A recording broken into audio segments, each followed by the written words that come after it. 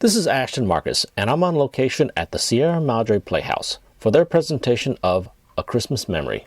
Hi, my name is Ashton Marcus. I'm with KUCI 88.9 FM in Irvine, and I'm here with Allison Kalmus. I'm the director for a Christmas Memory here at the Sierra Madre Playhouse, and I'm also on the staff, and I'm also a producer in many theaters around the county. So why did you guys decide to do this play? We wanted to do something that was not as traditionally known, but we also were exploring the American experience, and that is generally our mission this year. We have gone to the American experience, and I cannot think of a more wonderful example of that than Truman Capote and this beautiful, beautiful musical based on his short story about 1933 Depression and Southwest Alabama. So that's why. I loved every single member of this ensemble, every single one. What do you look for in your casting? Well, I look for somebody who's flexible, somebody who is able to take direction. That is a very important symbiosis between director and actor. I believe in my acting days, I loved a director who was clear and that was copacetic and was able to explain so that I could understand. So when I cast an actor, I often, that specifically is what I'm looking for. Do they understand what I'm asking? Because it doesn't always work perfectly. I mean, certain actors work better with certain directors, and no foul, no blame. But if they can understand what I'm looking for and can present that, the flexibility, I'll also often throw a emotional direction at them that's totally antithetical to what they're doing, just to see what they'll do with it, to see if that they have that improvisational ability and let's see, and humor and joy and energy. So when I throw something at them like that, I love to see that look in the eye of the champion saying, "Oh, let me at it." That's something that's very important to me. One thing I've noticed also, this is a musical, but they were fantastic actors. Did you care about whether they were all good singers too? I like their singing. They're all fine. Did you care at all about their singing? Did you say, I just have to have these fantastic actors, we'll just teach them how to sing? What was the process behind that? The process behind that is I direct many things, including opera. I've directed opera here, I've directed opera in Europe, and I know great, wonderful voices.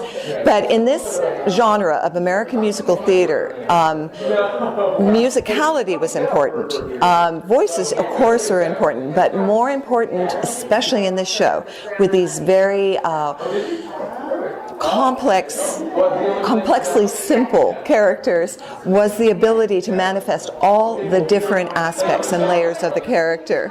So that was the most integral thing for me in this. I wanted to know that when they got up there on stage, as a Judi Dench would do when she does a little night music, as Angela Lansbury, they were not incredible singers. B. Arthur wasn't. They're amazing. Rex Harrison couldn't even match pitch, but he was amazing in the character that he did. And this show, we have some wonderful singers. Our Jean, who's doing a very character interpretation, has been on Broadway. Our adult Buddy has done national tours as Lieutenant Cable in South Pacific. Even our Ha-Ha and our Farley has an amazing voice and sings locally, lyrical musical theater. But because they're doing a lot more character work, it's rare that you're going to see a beautiful song, because there's nothing in my world, and as I said, directing opera and being a former singer myself, and I've sung opera and jazz and musical theater and rock and roll and everything, nothing's more boring than getting a beautiful voice on stage. You go, what a beautiful voice. But within 30 seconds or a minute, you're going, oh, that's a nice, beautiful voice, but I'm bored. The acting is primal to performance. And I think that even in opera, although in opera you do have to have the voice too. So I look for both. Yeah, that's one of my big criticisms in opera, is that people fall asleep at the opera. Well, not in my operas, because as you can see from this, I love comedy. Comedy is my I don't know, it is my raison d'etre, shall we say. And if I can get a show, I don't care, even if it's the Scottish play. We're sitting in a theater right now, so I cannot say the Shakespeare name. there are some wonderful, wonderful scenes where Shakespeare is doing all this dark, bloody, drama and horror, and then turns around in the next scene and has the drunken porter coming out, which is, a field day for slapstick and commedia dell'arte, which he embraced. So I love mixing the two. I love being able to balance the pathos with the human comedy, and we had a lot of fun with that. And that was another thing I looked for in this cast: their comic chops, because you can be a wonderful actor, but not necessarily a good comic actor. And there's a famous but I think very doubtful quote in theater that Sir Edmund Kean on his deathbed said. Somebody asked him, how are you doing, and is it very difficult, Sir Kean, and his quote was, supposedly, I say this with a grain of salt, "Dying's easy and comedy's hard." So anyway, part of the lore of theater. Okay. Well, thank you very much for being on the show. Once again, I love the play. Thank you so very much. Well, tell all your friends, tell them to come on back, and we're having a ball doing it. And if they love dogs and music and comedy and, realism and truth and the American experience, come to the Sierra Madre Playhouse and see A Christmas Memory. And thank you. Thank you very much. Thank you. Hi, my name is Ashton Marcus. I'm with KUCI 88.9 FM in Irvine, and I'm here with Diane Kelber. I started my career as a dancer, and then I morphed into musical theater where I had to sing, and I went, oh, I can sing. And then after I did that for many years, I did many, many musicals with some wonderful stars, and then I realized that I really needed to concentrate on my acting. So then I kind of transitioned into more of the acting part. So I've really had kind of multiple careers, like Madonna. I played the character of Sook.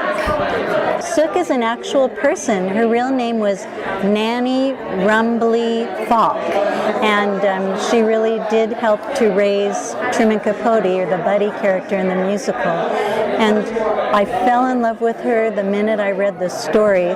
The musical's taken from a short story by Mr. Capote, and they don't really say what it is about Sook. They say she had an extended childhood illness, but I think she was just maybe a little slow. Who knows? In those days, they didn't really know, back in the 30s.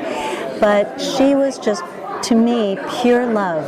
She saw the good in everyone, and the heart always came first to her, and she was just a big child. So when I read it, I read the story, and when I found out they were doing the play, and they call it a breakdown, where they describe the characters to see if you want to audition, to come down. And I said, that kind of sounds like me. I mean, the part about she's just a big kid, she flies kites, she gets in trouble and doesn't realize it, and she just lives by her heart. And I just totally fell in love with her. So then I said, I'm going to audition for this. And then when I actually found out I got it, I don't know if I've ever been that happy. This is a little theater and everything, but I was just ecstatic. I couldn't wait to have her in my body, and to be able to, she is influencing me even now.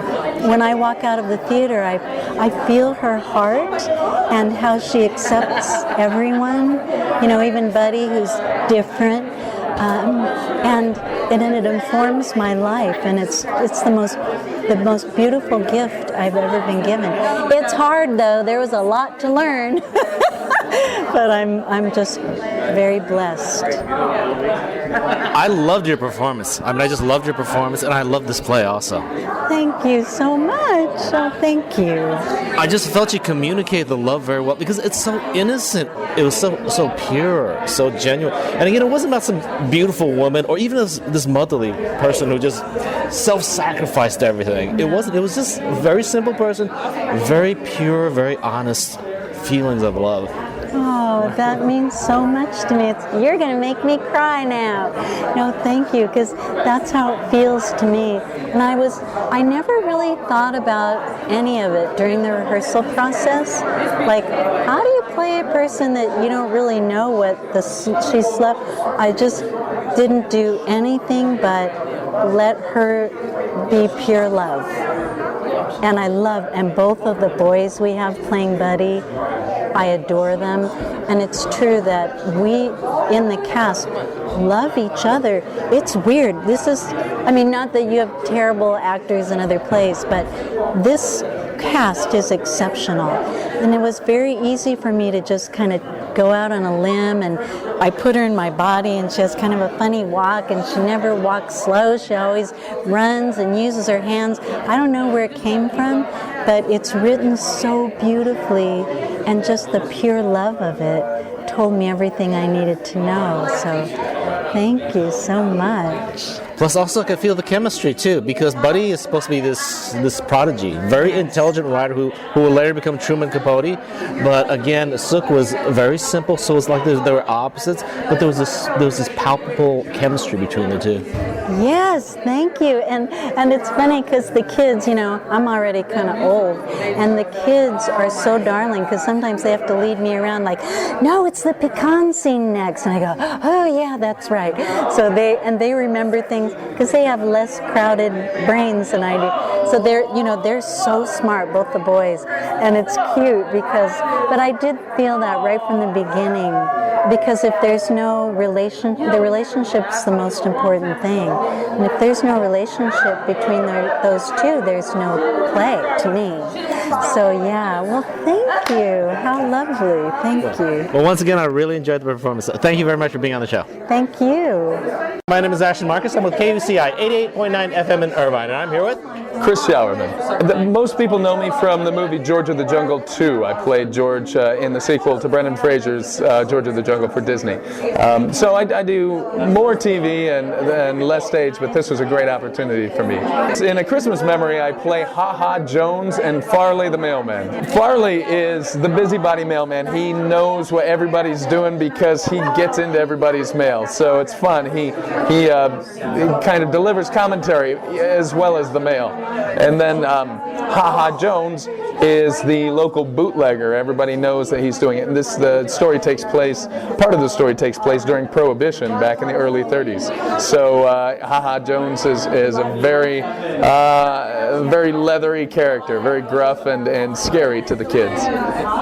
I love these performances. I thought it was so genuine. It was a very simple story because nothing really happened. I felt like I was taken back to the 1930s, and then I was just looking at a nice family, a nice little town. Yeah, well, it's a lot like Sierra Madre, where it's playing.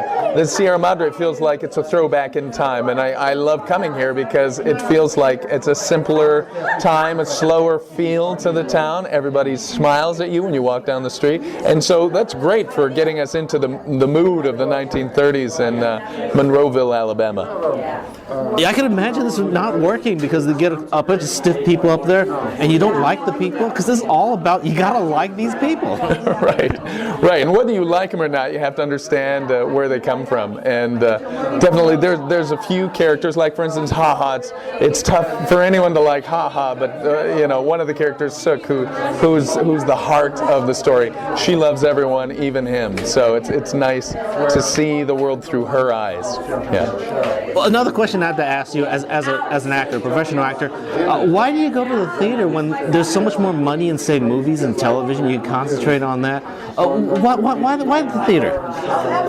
There's nothing that you can equate to the experience of being on stage in front of a live audience. It's the clock is ticking, and every moment has to be real and honest, and you get immediate feedback when you're up there, whether what you're doing is working or not. Not that you're focusing on the audience, but you're aware of them, especially if it's a comedic moment. You definitely know if the joke landed or if it didn't land.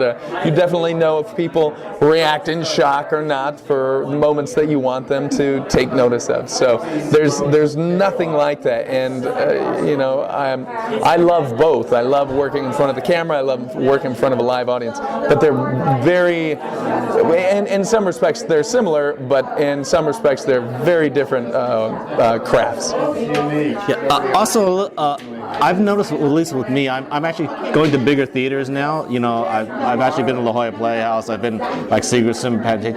I look at the big theaters I've been and the small theaters I've been. The small theaters are kind of really enjoyable because I get to do what I love doing. I get to ask the questions. I get to interview the people I want to interview. I help them out a lot. How was it for you? I mean, what's the difference between working for a big theater and a small theater?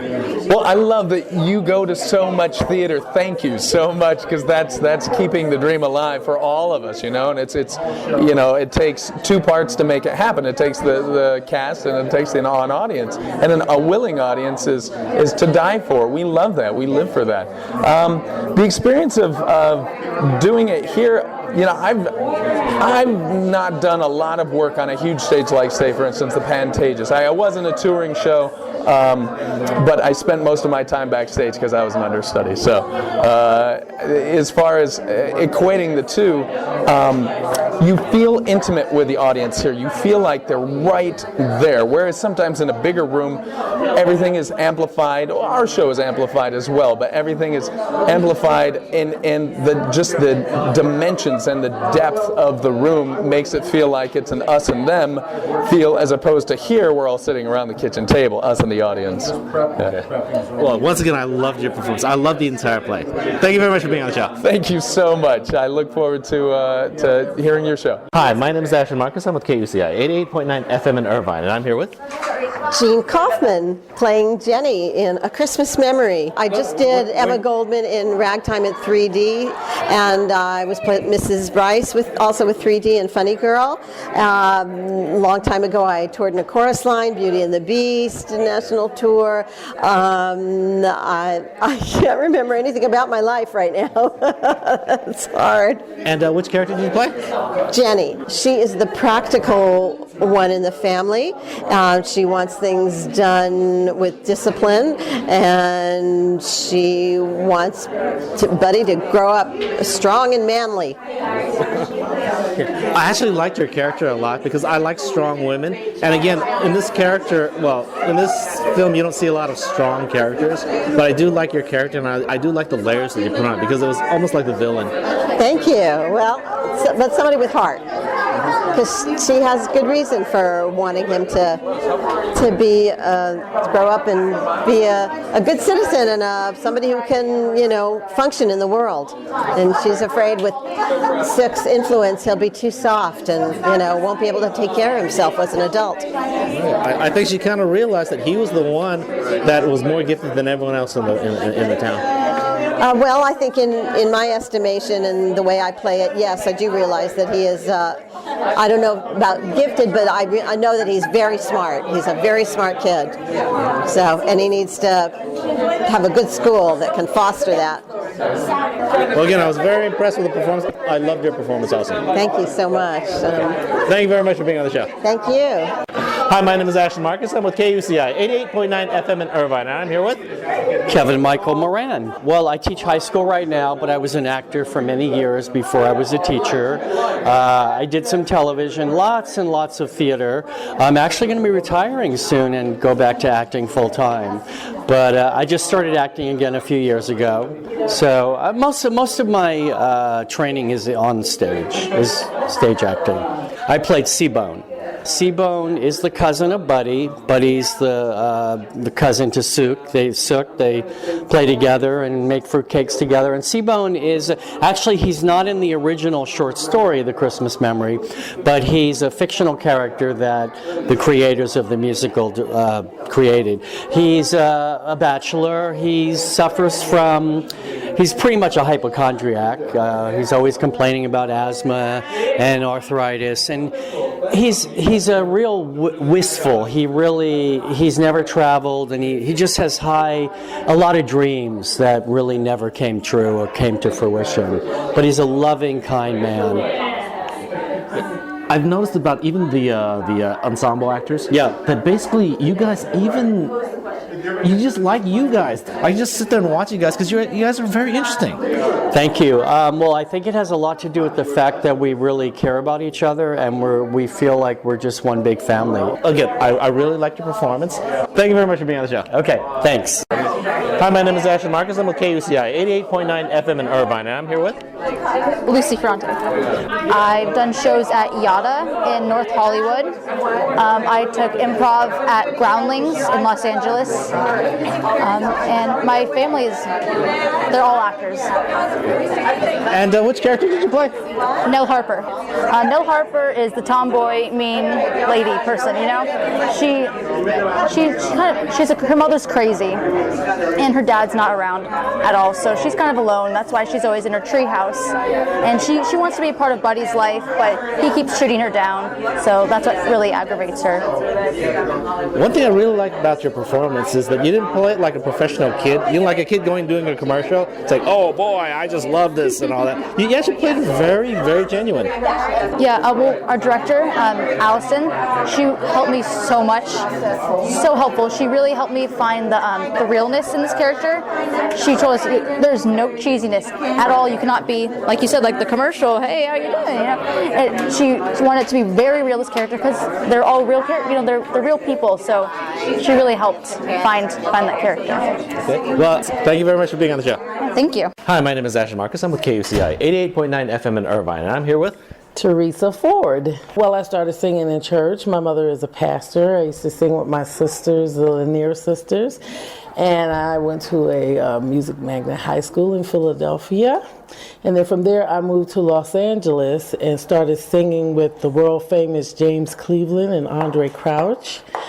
And I put out a contemporary Christian album with my husband, Kenny Ford, who's a well-known pianist, The Fords You Can Count on Me. And then after that, I just sang with different people, Elder Barge and people like that. And then one of my sons was a child actor, and I managed him for a while and went all over the world with him. He used to be on a show on Disney called Kids Incorporated. He was one of the stars. He was on there 7 years. And so then after he grew up and decided he just wanted to be a bass player, I started pursuing my acting career. And this is where I am now. I played Anna Stabler. She's a Southern woman. She's from Georgia, but she was with this family and somehow met them and lived and worked with them off and on through her life. But as you heard in the song that I sang, Detour, her signature song, she was world traveled. And she was a very interesting character. She was a big part of that family. I had aunts that did that kind of work in the South and up north too. They were domestics, and they were very close to those families that they worked for. You're primarily a singer then, but I was actually quite impressed with your acting.